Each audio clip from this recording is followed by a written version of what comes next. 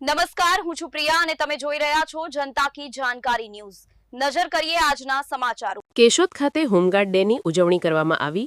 Keshod home guard દ્વારા home guard દિવસની ઉજવણી કરવામાં આવી હતી, જેમાં વહેલી સવારના પ્રભાત રેલીનું આયોજન કરવામાં આવ્યું હતું, તેમજ હોમગાર્ડ જવાનો દ્વારા શહેરમાં વૃક્ષારોપણ કરવામાં આવ્યું હતું।